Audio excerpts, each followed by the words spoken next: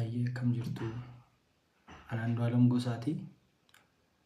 Dhimmiin har'a isin fuulduratti dhufe dhimmuma samoona kana miidiyaa irra deemaa jiru, sooshaal miidiyaa irra deemaa jiru kana isa kiriir isiniif gochuufan dhufe. Wanti jiru maali? Dhimmuma gumaa wal qabatee jirudha. Wanti jiru maali? Ani gumaa baasuus hin qabu. Harki koos kanarraa qulqulluudha. Uummanni Oromoo akkanaa beeku kan barbaadu jechuudha. Anis gadduma hamaa keessan jira. Gadda kiyyayyuu seeraan gaddachuu hin dandeenye. Wanta natti gale kana seeraan gadda kiyya taa'ee gaddachuu hin dandeenye. Mana hidhaan ture achii homba'ummoo kun waanuma hamaa keessa akkasumatti tufuufiinsaan jira. Wanti nani isiitti balleesse yookaan isii miidhee hin qabu. Wanti gumaa baasus hin jiru.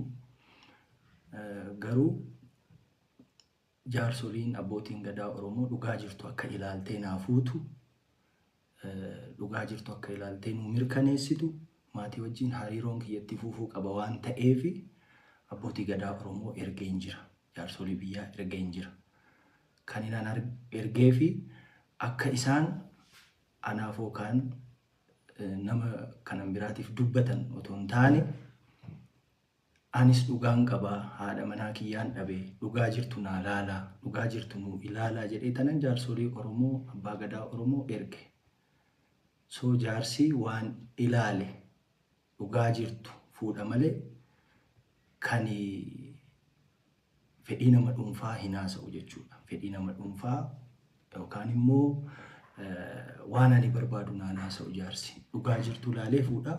Dhugaa jirtu sana immoo akka jaarsi ilaalee nu murteessu jaarsoliin waaqaa gaditti dhugaa baasuu irratti aangoos qabu.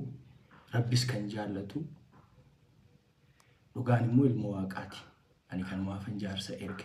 Gaanaaf qannooni hariiroo jaalalaa baay'ee gaarii qabna turre. Garuu dipireeshinii ni qabdi turte qannoon.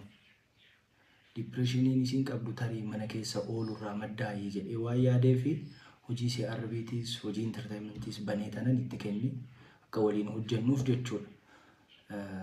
Ergasii ni dhaabbata jedhee yaadeen ture. Garuu itti fuufinsaan irra deddeebii yaalii of ajjechaa hagootu kan itti fuufinsaan erga waan sana godhee itti kennee booddeellee itti fuuftee jechuudha. Erga itti fuuftee booddee wanti kun humna kootii olii jedhee waan yaadeefi akka rakkinni tokko mudateen abbaatti bilbilsiisee jechuudha. Abbaatti bilbilsiiseeti kanatu na mudate kanarra